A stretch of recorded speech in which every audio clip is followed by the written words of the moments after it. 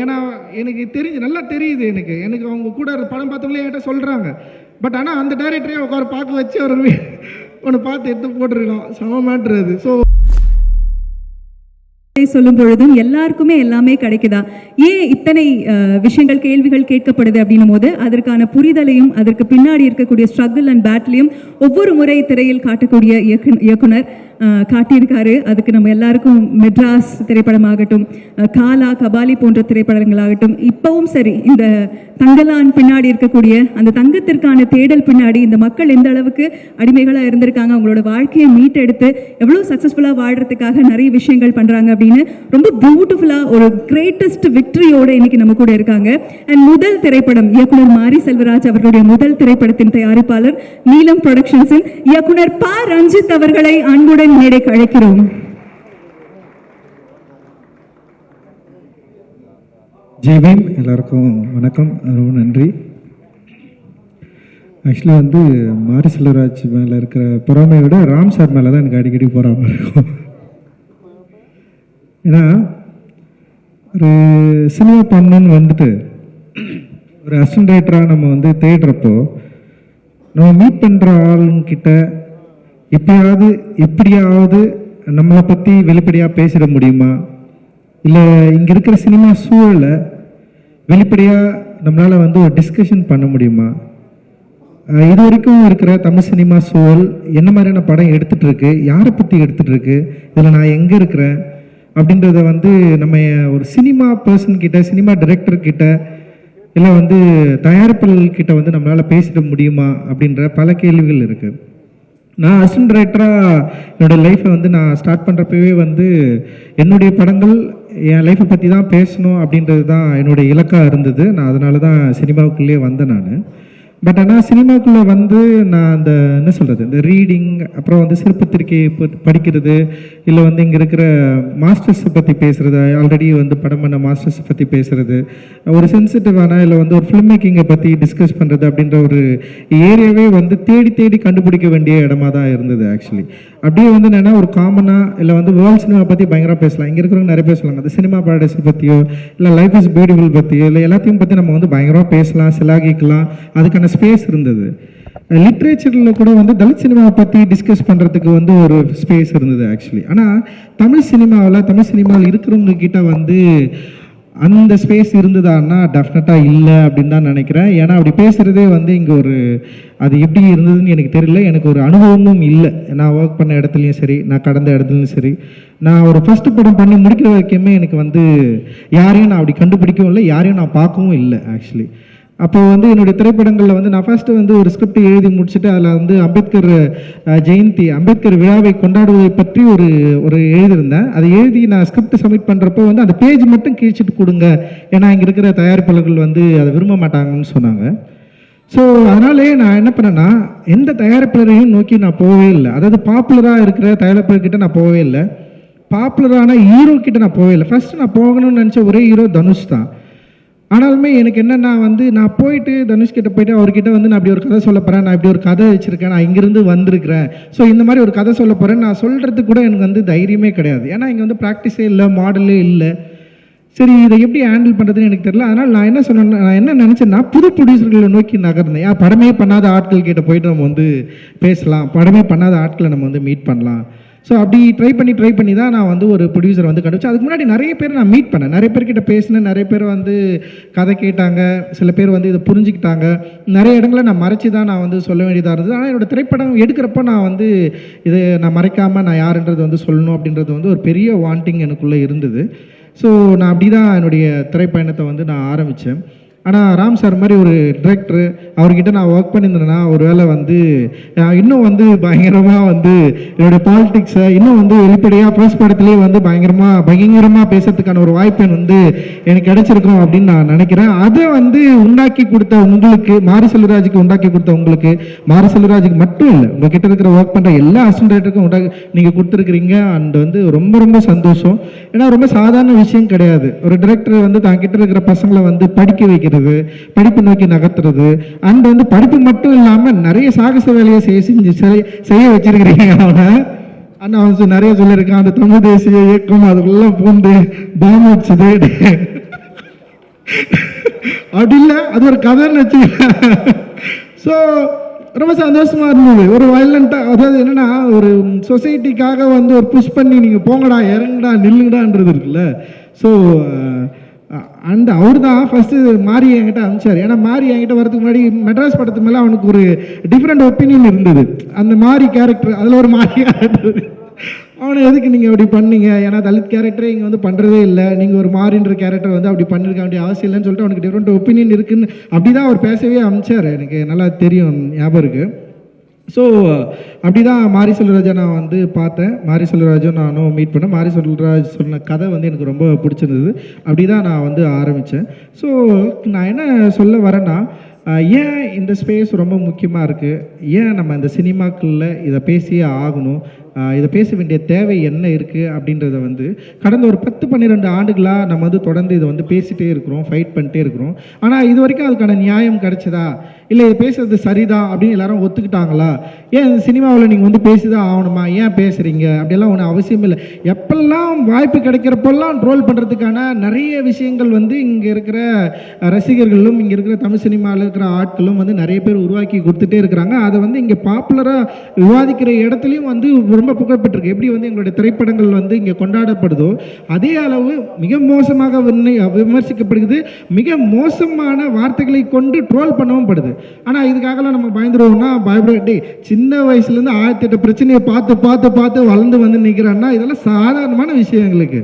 நான் தான் சொல்கிறேன், நான் மாரி செல்வராஜ் மாதிரிலாம் எனக்கு தைரியம்லாம் கிடையாது. மாரி செல்வராஜ் அவனோட பெயின் அவனால் சொல்ல முடியுது, நான்லாம் சொல்லவே முடியாது. என்னால் எனக்கு சொல்கிற தைரியமும் கிடையாது. ஏன்னா வந்து நான் ஃபஸ்ட்டு முடிவு பண்ணதே வந்து என் பெயினை நான் சொல்லக்கூடாது. என்னுடைய இந்த சமூகம் எனக்கு உருவாக்கி கொடுத்த இறுக்கத்தை, இந்த சமூகம் என் மேல் சுமத்திய அந்த சுமையை வந்து நான் வேறு யார் மேலேயும் சுமத்திடக்கூடாதுன்னு சொல்லிட்டு நான் வந்து தப்பிச்சு அப்படியே ஓடுவேன். ஏன்னா எனக்கு அது பயம், எனக்கு ரொம்ப பயம் எனக்கு. ஏன்னா எங்கள் அப்பா அம்மா பேசுகிற சீன் எடுத்தாலே நான் பயங்கர எமோஷனல் ஆகிடுவேன். என் அப்பாவும் அம்மாவும் உட்காந்து ஒரு சீனை வந்து நடிக்க, அந்த மாதிரி ஒரு சீனை நான் எழுதிட்டேன். லைக் அட்டகத்தி படம் எடுத்துகிட்டு ஒரே ஒரு சீன் எடுத்ததுக்காக தான் நான் பயங்கர சந்தோஷப்பட்டேன். அது என்னென்னா, எங்கள் அப்பாவுக்கு வந்து எங்கள் அம்மா ஊட்டுவாங்க. அதில் இருக்க அப்பாவுக்கு வந்து அம்மா வந்து ஊட்டுவாங்க சாப்பாடு வந்து. அப்பா அவர் குடிச்சிட்டு வந்து கத்திட்டே இருப்பார். அம்மா உட்கார வச்சு வந்து அப்படியே சாப்பாட்டை கலக்கி வந்து வாயில் ஊட்டுவாங்க. அப்போ பின்னாடி ஒரு பையன் என்ன பண்ணுவான்னா, படிச்சுன்னு இருப்பான். அவன் கத்துவான், நான் படிச்சுட்டு இருக்கிறேன், நீங்கன்னா வந்து 2 பேரும் என்ன பண்ணுறீங்கன்னு. அப்போ அம்மா வந்து அவன் பையனை திட்டுவாங்க, ஆட்டனா நீ படித்தவனே கேட்க வேணாம் அப்படின்னு சொன்னோடனே வந்து உடனே அப்பா வந்து அம்மாவை அடிக்க போவார். அதாவது பையன் படிக்கிறான், அவனை எதுவும் சொல்லக்கூடாது, பச்சாதான் கடவுள்ன்னுவார். எங்கள் அப்பா அடிக்கடி அந்த டைலாக் என்கிட்ட சொல்லுவார். ஸோ அந்த சீனை எடுத்ததுக்காக நான் போய்ட்டு உட்காந்து அழுதுனேன் நான். ஏன்னா வீட்டில் நடக்கிற ஒரு எமோஷ்னலாக ஒரு சின்ன விஷயம், அதை எடுக்கிறதுக்கே என்னால் வந்து முடியாது. ஆனால் மாரி செல்வராஜ் வந்து அவனுடைய ஃபர்ஸ்ட் படத்தில் வந்து ரொம்ப பெயினான ஒரு படத்தை எடுத்துட்டா. நான் கேட்டேன், டே இவ்வளோ பெயினாக ஒரு படம் எடுக்கிறியே, ஓகேவாடா, அவனை சுற்றி இருக்கிறவங்க அவன் என்னடா சொல்ல போகிறாங்க அப்படின்னு நான் கேட்டேன் நான். பட் ஆனால் வந்து அவனுக்கு அந்த அதை எடுத்து காட்டுறதில்ல, எடுத்து பார்க்குறதில்ல, அதை வந்து மக்கள்கிட்ட வந்து ப்ரெசென்ட் பண்ணுறதில்ல. அவனுக்கு ஒரு பெரிய ஒரு வேட்கை இருக்குது. அந்த வேட்கையுடைய ஒரு தொடர்ச்சியாக தான் அவனுடைய படங்களை நான் பார்க்குறேன், அவனோட ஒர்க் ஆஃப் ஆர்ட்டை நான் பார்க்குறேன். அண்ட் வந்து மாரி செல்வராஜுக்கு இருக்கிற பெரிய பலமே கதை சொல்கிறது தான் நான் நினைக்கிறேன். ஒரு கதையை எவ்வளவு எளிமையாக சொல்ல முடியும் அப்படின்றது தான்.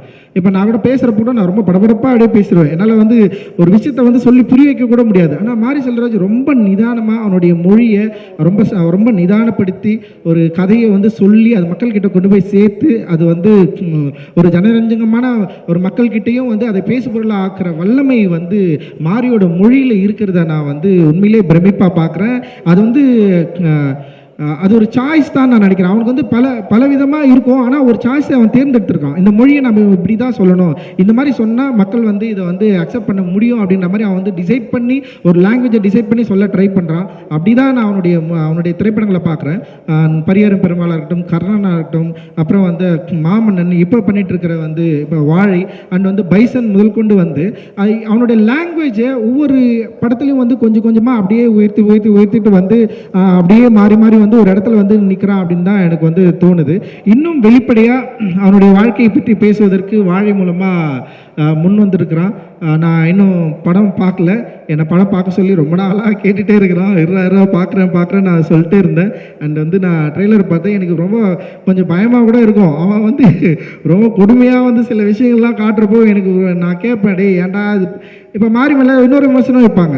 இப்போ அவன் பெயினை காட்டுறப்போ கைத்தட்டி கொண்டாடுற கூட்டம், அவன் வந்து கர்ணனா நின்று சண்டை செய்கிறப்போ வந்து அவன் பயங்கரமாக ஒரு வயலன்ஸை வந்து க்ளோரிஃபை பண்ணுறாரு. மோசமாக இல்லை, இன்னும் என்ன நான் என்ன தான் எடுக்கணும், எப்படி தான் எடுக்கணும், எனக்கு டீச் பண்ணிட்டே இருப்பியா நீ, எனக்கு தொடர்ந்து கிளாஸ் எடுத்துகிட்டே இருப்பியா, நீ இப்படி பேசு, நீ இப்படி நில்லு, நீ இந்த பக்கம் அப்படி போ, நீ இப்படி எங்களுக்கு சொல்லி காட்டு, எங்களுக்கு புரியவே இல்லை எனக்கு.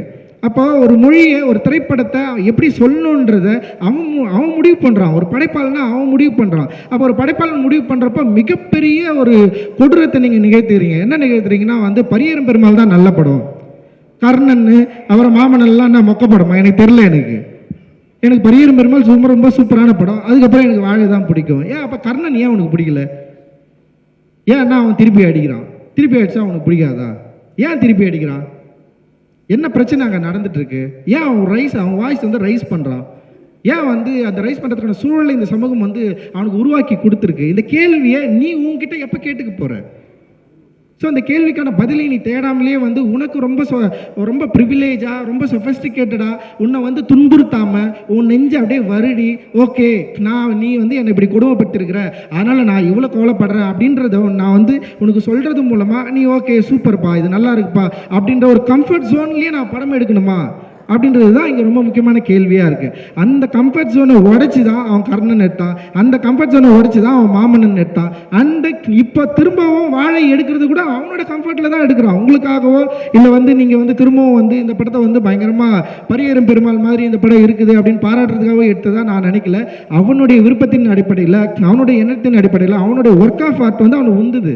இந்த காலகட்டத்தில் இந்த சூழலில் இந்த படத்தை நீ எடுக்கணும்னு சொல்லிட்டு இப்போ எப்படி பாலமகேந்திரா சாருக்கு வந்து ஒரு அழியாத குளங்கள் எப்படி இருந்ததோ அது கிட்டத்தட்ட வந்து ஒரு ஒரு என்ன சொல்கிறது, ஒரு பயோகிராஃபி, ஒரு ஆட்டோபயோகிராஃபியோட இருக்கலாம் அப்படின்ற மாதிரி என்னுடைய யோசனையாக இருக்காது.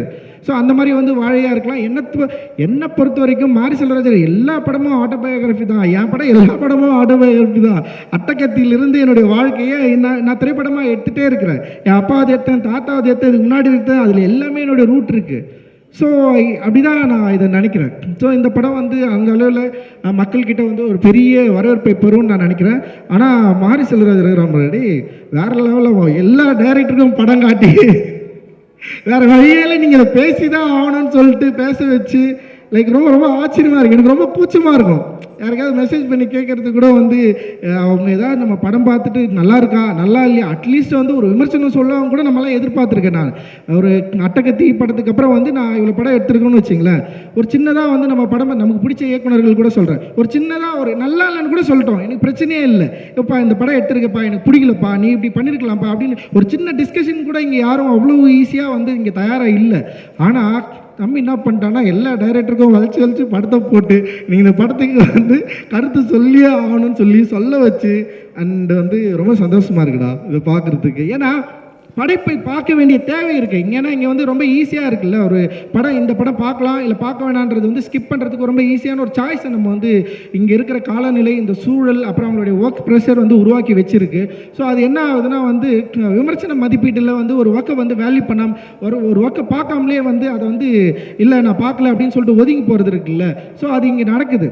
நான் இல்லைன்னு சொல்ல, எல்லா படங்களும் எல்லா டைரக்டரும் அப்படின்னு நான் சொல்லலை. சில பேரை வந்து நம்ம விரும்புகிற ஆட்கள் அப்படி இருக்கிறத நம்ம வந்து பார்க்க முடியுது.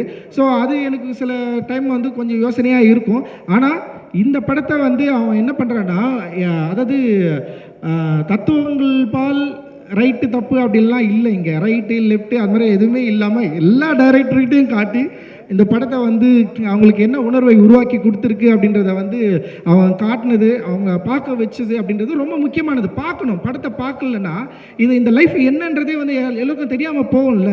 நிறைய பேர் வந்து நம்ம வந்து படம் பார்க்குறதே இல்லை அப்படின்றது தான் இங்கே ஒரு பிரச்சனையாக இருக்குது. ரொம்ப சொல்ல வேணாம்னு நினைக்கிறேன், சரி ஓகே விட்டுருங்க. ஏன்னா ஒரு டைரக்டர் தான் ரொம்ப பிடிக்கும், ரொம்ப நாளாக பாருங்க அவர் என்ன பண்ணுறாருன்னா படம் பார்த்துட்டாரு, ஆனால் அந்த நான் உன் படம் பார்த்துட்டேன்னு கூட சொல்ல மாட்டேன்றாரு அவர். ஆனால் அவர் ஏன்னா எனக்கு நல்லா தெரியுது, எனக்கு அவங்க கூட படம் பார்த்தவங்களே என்கிட்ட சொல்கிறாங்க. பட் ஆனால் அந்த டைரக்டரே உட்கார பார்க்க வச்சு அவர் ஒன்று பார்த்து எடுத்து போட்டிருக்கோம், சமமாட்டுறது. ஸோ இது மாதிரி எல்லாம் நிறைய வேலைகளை வந்து பண்ணியிருக்கிறோம். உண்மையே இல்லை, இது வந்து நான் விமர்சனத்துக்காக கேலி கிண்டலுக்காக இல்லைடா, ரொம்ப சந்தோஷமாக சொல்கிறேன். நம்முடைய படைப்பை பார்க்க வேண்டிய தேவை இருக்குது. அந்த படைப்பை இப்போ வந்து என்னென்னா ஆடியன்ஸ் பார்க்குறாங்க இல்லைன்றது வந்து அவங்களுடைய சாய்ஸாக இருக்குது. ஸோ ஆனால் வந்து நம்முடைய என்ன சொல்கிறது, ஒரு ஒர்க் ஆஃப் ஆர்ட்டை இங்கே நிகழ்த்துறப்போ இங்கே ஒர்க் ஸ்பேஸில் இருக்கிற ஆர்டிஸ்ட்டுங்க இந்த படத்தை பார்த்து அவங்களுக்கு இது என்ன மாதிரியான யோசனைகளை விளைவுகளை உருவாக்குது அப்படின்றத வந்து அவங்க ஷேர் பண்ணுறது மூலமாக இது டெஃபினட்டாக இது வந்து நெக்ஸ்ட் லெவலுக்கு போகும். இந்த ஷேரிங் வந்து ரொம்ப ரொம்ப முக்கியமானதாக நான் வந்து பார்க்குறேன். அந்த வகையில் வந்து நிறைய பேர் வந்து அவங்களுடைய வித்தியாசமான உணர்வுகளை வந்து வெளிப்படுத்தினாங்க. குறிப்பாக அழகம்பெருமாள் வந்து பயங்கர எமோஷ்னலாக பேசினார். ரொம்ப அவர் அந்த மொழியில் அவர் இந்த படத்தை வந்து கனெக்ட் பண்ணிக்கிற விதத்தை வந்து அவர் வந்து பேசினது வந்து நான் பயங்கரமாக மூவ் ஆனேன். அண்ட் டெஃபினட்டாக வந்து அதே மாதிரி மக்களுக்கும் வந்து இந்த படம் வந்து ஒரு பெரிய ஒரு மகிழ்ச்சியையும் ஒரு கொண்டாட்டத்தையும் இதே பெயினையும் வந்து கொடுக்கும் அப்படின்னு வந்து நான் ரொம்ப சாலிடாக வந்து நம்புகிறேன். அண்ட் இந்த படத்தில் நடிச்சிருக்கிற எல்லாருக்குமே என்னுடைய வாழ்த்துக்கள். குறிப்பாக கலையரசனுக்கு வர நிறைய பாராட்டுகள்லாம் இங்கே வந்து கிடைச்சிது. And thank you. கலையரசன் ஜெயிக்கிறதா இல்லை கலையரசன் வந்து நல்லா நடிச்சிருக்கிறான்னு கேட்டாலே ரொம்ப சந்தோஷமாயிடும். அண்ட் தேங்க்ஸ் கலை, நீ வந்து பயங்கரமாக நிறைய பேர்கிட்ட நல்ல பேர் வாங்கணும் அப்படின்றது வந்து என்னுடைய விருப்பம். அண்ட் ஹாட் ஸ்டாருக்கு வந்து என்னுடைய பெரிய மகிழ்ச்சி. அண்ட் நரேன் கூடவே இருந்திருக்காருன்னு நான் கேள்விப்பட்டேன். அண்ட் வந்து பிரதீப்க்கு ரொம்ப நன்றி. அண்ட் எல்லாருக்குமே வந்து மிகப்பெரிய நன்றி அண்ட் மகிழ்ச்சி. அண்ட் ராம் சாருக்கு என்னுடைய மிகப்பெரிய நன்றிகள் சார். நவி ப்ரொடக்ஷன் பேர் மறந்துட்டேன், திவ்யாவுக்கு வந்து ரொம்ப நன்றிம்மா, தேங்க்ஸ்மா, வாழ்த்துக்கள்மா. தொடர்ந்து நிறைய படம் பண்ணுங்கம்மா, நிறைய உங்கள் ப்ரொடக்ஷனில் நிறைய படம் பண்ணி இதே மாதிரி சென்சாரில் வந்து உன் பேரே வாங்கி நீயே ரிலீஸ் பண்ணு, நிறைய பணம் சம்பாரி, சந்தோஷமா இரு. தேங்க்யூம்மா, தேங்க்ஸ், நன்றி. Thank you so much sir, thank you. அடுத்ததாக